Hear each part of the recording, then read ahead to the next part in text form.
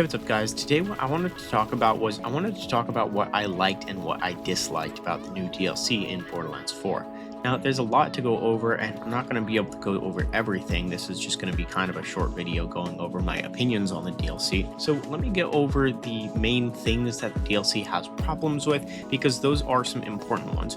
Normally, I would go with the good and then the bad, but in this case, there are some things that the DLC had issues with that are just general problems that need to be addressed firsthand. And this might be a bit of a controversial opinion on my behalf, but honestly, I think the level cap isn't needed.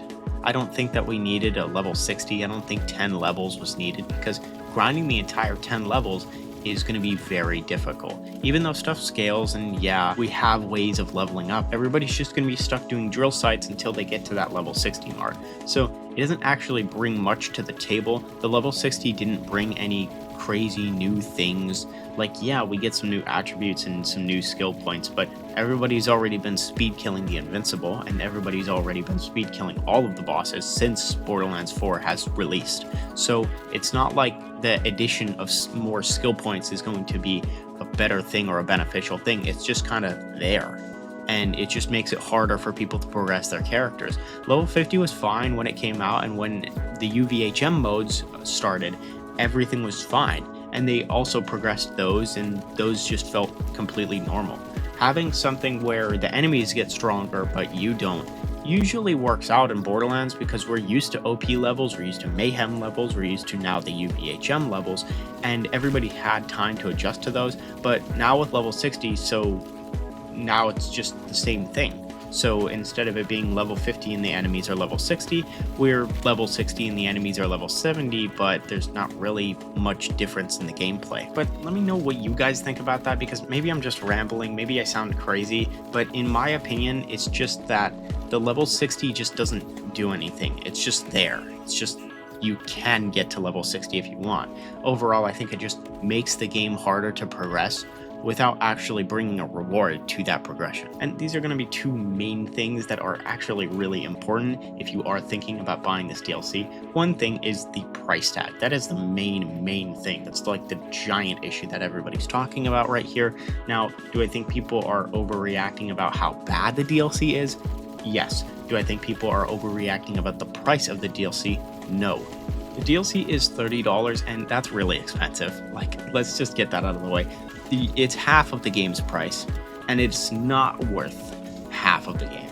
It's $20. I mean, you can make an argument for $20, but like these DLCs should be $15 at most, maybe, because when you think about, like, with Borderlands 2, you can get all of the DLCs for, I don't even know, like a shoelace, and you can get a billion gigs of post-game content. And for anybody unfamiliar, the Borderlands 2 and Borderlands 1 DLCs, I think the Borderlands 1 DLCs might have been cheaper actually, but all of the Borderlands 2 DLCs on release were $10. So you'd maybe pay another price of the game. So if you paid $60 for Borderlands 2, you're maybe paying another $60 in total for like 5 more games worth of content, as opposed to this is the half of the game for something that just isn't worth that much. It's just not.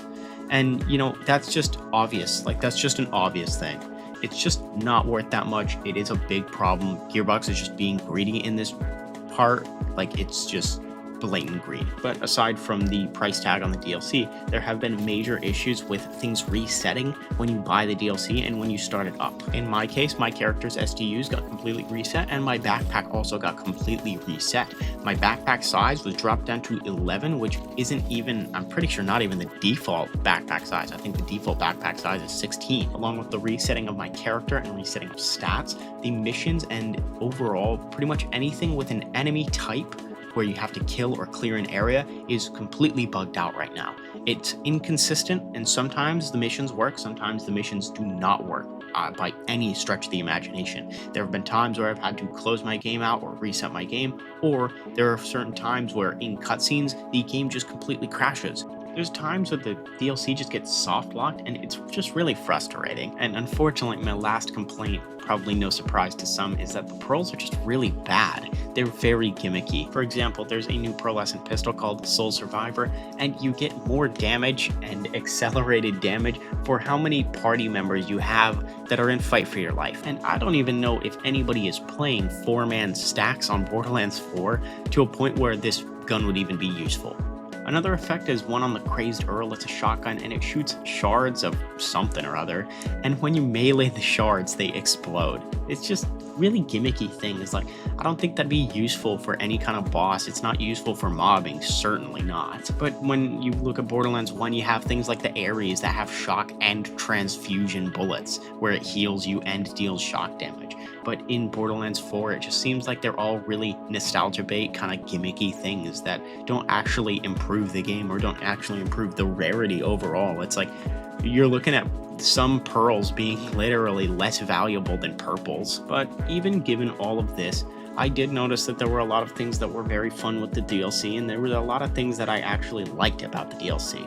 A lot of the things that I liked was I did like a lot of the legendaries. There are plenty of the legendaries that are good and are worth it. I found myself using the Geigeroid Rep Kit and the Flash Cyclone SMG for almost all of the bosses in this, and it is a really good SMG. It's a really good pairing. And along with this, the bosses were really nice to fight. I didn't mind any of the bosses. There wasn't any crazy things, except for on one of the last bosses, there's a bit of an invincibility phase, but it's nothing so drastic that it ruins the boss fight. And even though a lot of the enemies are recurring from Borderlands the pre-sequel, I found a lot of them refreshing to fight, as it was just something that wasn't the current game and the current overworld enemies that have just been so boring to fight recently, because that's all that there is. The map design was really enjoyable. I liked the aesthetic of the DLC. Overall, it was really cool to play. Even with a lot of the characters being returning characters and a lot of the elements being returning elements from the pre-sequel, it didn't seem so obstructive to the gameplay. It wasn't something that was in the back of my mind, and it wasn't something that was like when they bring Handsome Jack back, where it's just like, oh, this again.